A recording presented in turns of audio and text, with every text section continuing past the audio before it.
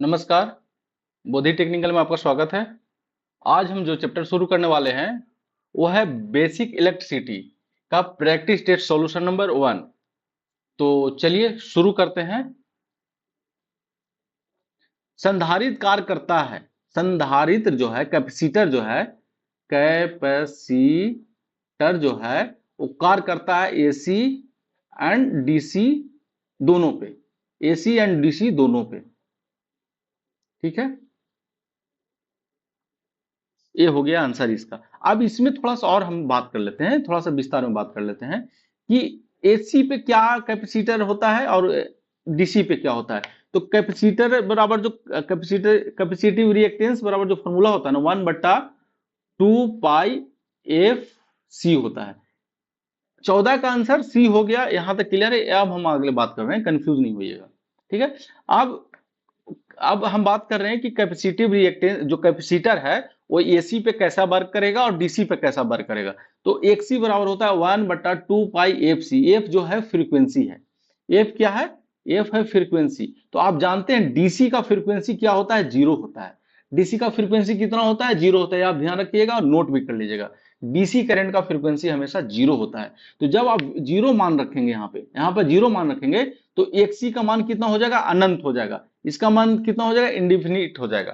तो जब भी आप कैपेसिटर को डीसी पे वर्क कराएंगे तो उसका जो कैपेसिटिव रिएक्टेंस जो हो जाएगा, जो उसका प्रतिरोध हो जाएगा, वो अनंत हो जाएगा, ठीक है। और जब एसी पे वर्क कराएंगे तो उसका डिपेंड करेगा किस पे? फ्रीक्वेंसी पे।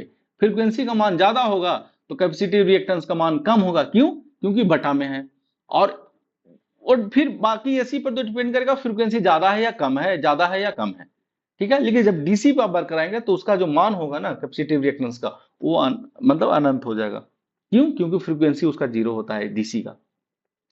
चलिए आगे हम बात करते हैं। हाथ से हाथ विद्युत धारा का प्रवाह को कहते हैं, ठीक है। कह रहा हाथ से हाथ विद्युत धारा का प्रवाह को कहते हैं। ये एक्चुअली क्या है ना, सेफ्टी रिलेटेड टर्म है, ठीक है। स्टेप पोटेंशियल, टच पोटेंशियल और साथ कोई नहीं। तो इसको हम थोड़ा समझाने का कोशिश करते हैं। थोड़ा सा ये मतलब समझिए कि जब आप काम करेंगे ना तो इसका जो उपयोग है काम करते वक्त ध्यान रखना पड़ता है, ठीक है। जैसे मान लीजिए कोई इक्विपमेंट है, इलेक्ट्रिकल इक्विपमेंट है, मान लीजिए खंभा है, कोई आदमी ऐसे खड़ा है,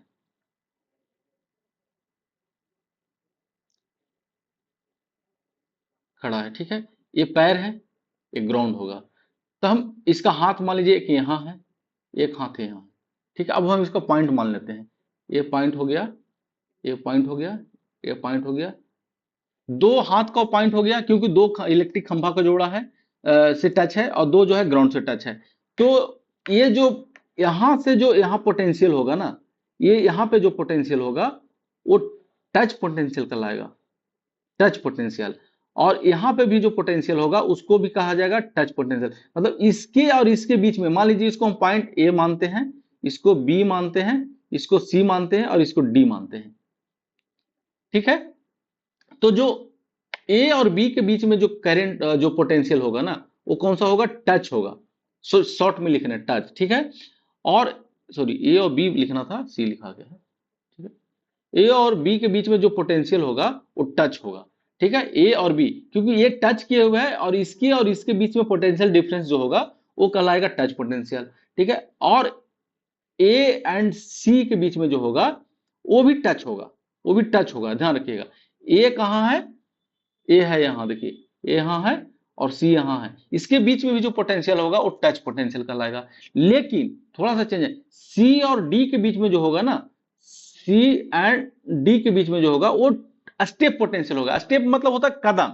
आपका कदम कितना दूर है? इतना दूर है। तो इसके बीच में जो पोटेंशियल होगा उसको बोला जाएगा स्टेप पोटेंशियल, ठीक है। उसको क्या बोला जाएगा? स्टेप पोटेंशियल,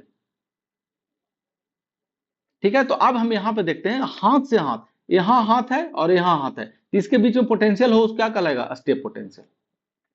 अब आपसे पूछा जाए कि ए एंड सी के पास पोटेंशियल है, ए एंड डी के बीच में पोटेंशियल है, उसको क्या बोला जाएगा? तो उसको बोला जाएगा, सॉरी स्टेप, ठीक बोली, सॉरी, टच होगा ये, टच कर रहा है ना, ठीक है। और ए एंड सी या ए एंड डी के बीच में जो होगा वो स्टेप पोटेंशियल होगा। लेकिन यहां बोल रहा है हाथ से हाथ, यहां हाथ है यहां हाथ है, तो उसके बीच में जो पोटेंशियल होगा वो सिर्फ होगा क्या, टच पोटेंशियल। ठीक है, बहुत छोटा है क्वेश्चन है लेकिन बहुत इंपॉर्टेंट है। और ये जब आप कोई भी इलेक्ट्रिकल इंजीनियर या कोई भी टेक्नीशियन या इलेक्ट्रिशियन कोई भी काम करते हैं, जब यार्ड में जहाँ पे सर्किट ब्रेकर या स्विच यार्ड बेसिकली बोला जाता है, वहां पे काम कर रहे हैं, तो ये ध्यान रखा जाता है कि टच पोटेंशियल उस एरिया का कितना है, उसका स्टेप पोटेंशियल कितना है। ठीक है, सभी 16 नंबर है, सभी विद्युत उपकरणों का उपयोग करना चाहिए जांच कर। जितना भी विद्युत उपकरण है उसका उपयोग कैसे करना चाहिए, जांच करके करना चाहिए। साफ करके भी करना चाहिए, व्यवस्थित करके भी करना चाहिए, स्टिकर लगा कर भी करना चाहिए, लेकिन सबसे पहले जो सबसे ज्यादा जरूरी है वो है कि जांच करके। मान लीजिए कोई इक्विपमेंट है, आप काम कर रहे हैं, सेफ्टी इक्विपमेंट है, आप काम कर रहे हैं, वो टेस्टेड नहीं है तो फेल कर जाएगा। वहां पे कोई भी जो व्यक्ति काम कर रहे हैं उनका डेथ होने का संभावना ज्यादा हो जाएगा, शॉक लगने का संभावना ज्यादा हो जाएगा। इसलिए जांच करके, बाकी ये भी कंडीशन मैच करना चाहिए। ये जो आप चार तीनों देख रहे हैं ना, कंडीशन ये भी होना चाहिए कि भाई कोई भी है उस पर स्टिकर लगा दीजिए, व्यवस्थित कर दीजिए, ढंग से रख दीजिए। ऐसा नहीं कि एक यहाँ फेंका हुआ है एक वहां फेंका हुआ है। ठीक है, साफ करना भी, एक क्लीन भी होना जरूरी है, लेकिन सबसे ज्यादा जरूरी है जांच करके। ठीक है, तो 16 का जो आंसर होगा वो होगा ये। आगे बात करते हैं, संधारित्र की धारिता किन बातों पर निर्भर करता है। तो इसके बराबर जो सी बराबर जो फॉर्मूला होता है ना, सी बराबर फॉर्मूला होता है एप्सिलॉन ए बटा डी। ए है, जैसे ये दो प्लेट है, मान लीजिए ये दो प्लेट है, ठीक है, इसको बैटरी से सेल से जोड़ा गया है। ठीक है, तो बोल रहा है कि इसके बीच में जो कैपेसिटेंस होगा ना, धारिता होगा, वो कितना होगा, वो किस पे डिपेंड करेगा। तो उसका क्या होता है, प्लेट का एरिया पे डिपेंड करता है। प्लेट का एरिया, ये जो प्लेट है ना, ये जो प्लेट दिख रहा है आपको इसका एरिया कितना है, और इसके बीच में दूरी कितना है, इसके बीच में दूरी कितना है डी पे। ठीक है, और डिपेंड करता है इसका एप्सिलॉन पे, मतलब इसके बीच में मटेरियल कौन सा रखा गया। दूरी तो ठीक है, मटेरियल कौन सा है, एयर है, धातु है, अधातु है, रबर है, अब्रक है, पेट्रोलियम पदार्थ है, केमिकल पदार्थ है, पेपर है, किस पे डिपेंड करता है, तो ये डिपेंड करता है एप्सिलॉन पे। ठीक है, तो इसमें हम ऑप्शन, इसका ऑप्शन जो आंसर होगा वो होगा सभी, लेकिन हम पढ़ के बता देते हैं। दोनों सतह के क्षेत्रफल पे, ए पे डिपेंड कर रहा है। संधारित्र के दोनों प्लेट के बीच की दूरी पे, ये भी डिपेंड कर रहा है। और दोनों प्लेट के बीच का माध्यम पे, ये जो माध्यम है ना, माध्यम कैसा है उस पर डिपेंड कर रहा है, ये एयर है या क्या है। तो इसका जो आंसर होगा, आंसर होगा डी। आगे बात करते हैं 18 नंबर, किसी वस्तु का परावैद्युत स्थिरांक हमेशा होता है। किसी भी वस्तु का परावैद्युत स्थिरांक, जो हम एप्सिलॉन की बात कर रहे थे ना, तो एप्सिलॉन बराबर जो फॉर्मूला होता है ई जीरो और ई आर होता है। इसको ई पढ़ सकते हैं, ई जीरो और ई आर होता है। तो ठीक है, इसका जो ई जीरो का मात्रक जो होता है ना, एक होता है। ये जो वैक्यूम का जो परमिटिविटी जो होता है वो 1 होता है। तो हमेशा जो किसी भी वस्तु का होगा ना, एक से ज्यादा ही होगा। ठीक है, क्योंकि एयर सॉरी वैक्यूम की तुलना में आप किसी भी वस्तु का परवैद्युति स्थिरांक निकाल रहे हैं, परमिटिविटी निकाल रहे हैं, तो हमेशा जो होगा एक से अधिक होगा। इसलिए इसका जो आंसर होगा, आंसर होगा ए। ठीक है, आगे बात करते हैं 19 नंबर, विद्युत झटका समानता होता है। ठीक है, विद्युत झटका समानता होता है असुरक्षित उपकरण का व्यवस्था की स्थापना से, असुरक्षित पर्यावरण की स्थिति से, असुरक्षित कार्य से। तो इसका असुरक्षित सॉरी उपरोक्त में से सभी, तो इसका जो आंसर होगा ना, ये होगा डी। ठीक है, असुरक्षित पर्यावरण की स्थिति से, पर्यावरण का मतलब असुरक्षित पर्यावरण की स्थिति कहने का मतलब कि मान लीजिए बादल किए हुए हैं, बारिश हो रहा है और बिजली भी चमक रहा है, तो आप उस समय काम करेंगे ना, तो ये विद्युत झटका समान मतलब लग सकता है इसमें। ठीक है, असुरक्षित उपकरण के स्थापना से, मान लीजिए कोई ऐसा उपकरण है, लगाना कैसे चाहिए, किसी ढंग से लगा दिए हैं, वो ढंग से काम नहीं कर रहा है, उसका स्थापना ठीक से नहीं हुआ है, इंस्टॉलेशन ठीक से नहीं हुआ है, तो उससे भी झट असुरक्षित कार्य प्रणाली से। कार्य प्रणाली भी आपका सुरक्षित है, सेफ्टी बेल्ट लगाना है, हेलमेट लगाना है, आपको जो जैकेट है जैकेट पहनना है, तो अगर कार्य प्रणाली भी आपका सुरक्षित रहेगा तो भी आपको विद्युत झटका लग सकता है। ठीक है, तो इसका आंसर जो होगा वो होगा डी। आगे बात करते हैं 20 नंबर, सावधानी बरतनी चाहिए, हमेशा बरतनी चाहिए। ठीक है, ये इसको थोड़ा सा हम ग्रीन कर देते हैं, ध्यान रखना है, सावधानी हमेशा बरतना चाहिए। चलिए आगे है 21 नंबर, की स्थिति में विद्युत से संबंधित कार्य से बचना चाहिए। किसकी स्थिति में? नमी की स्थिति में। कभी भी इक्विपमेंट में नमी है, आपका ग्लव्स में नमी है या गमबूट में नमी है, कहीं भी अगर नमी है या बारिश हो रही है, इक्विपमेंट पे नमी है, गीला है वो, या जो ग्राउंड है वो गीला है, तो हमेशा इस स्थिति में कार से बचना चाहिए, संबंधित कार से बचना चाहिए। अगर इस समय अगर आपको ऐसे स्थिति में कार्य करना है तो उससे बचना है तो अगर मान लीजिए इमरजेंसी में प्रिकॉशन लेके कर सकते हैं, लेकिन आपको कोशिश करना है कि बचना है, इसमें आपको काम करने की जरूरत नहीं पड़े। आगे बात करना है, आगे है 22 नंबर, विशेष रूप से विद्युत के कार्य हेतु तैयार किए गए पीपीई किट। जो हम लोग पीपीई किट मतलब जो पहनते हैं ना, जो विद्युत के लिए, जो हमारा कार के लिए जो पीपीई किट जो इस्तेमाल होता है, जैसे गम बूट हो गया या हेलमेट हो गया या ग्लव्स हो गया, तो ये सब पीपी किट का दास्ता मतलब दस्ताना, सॉरी दस्ताना मतलब ग्लव्स होता है। कवर, चटाई, चटाई मतलब जिसपे आप चढ़ करके काम करते हैं। ठीक है, कंबल, कंबल भी है, ठीक है, कंबल का भी इस्तेमाल होता है। निम्न पदार्थ के बने होते हैं जो पीपी किट जो बना होता है ना, जैसे ग्लव्स है, कवर है या चटाई है, कंबल है, वो किस चीज से बना होता है? तो वो बना होता है रबर से। किस चीज का बना होता है? रबर से, क्योंकि रबर का जो डाइलेक्ट्रिक स्ट्रेंथ जो होता है ना काफी ज्यादा होता है।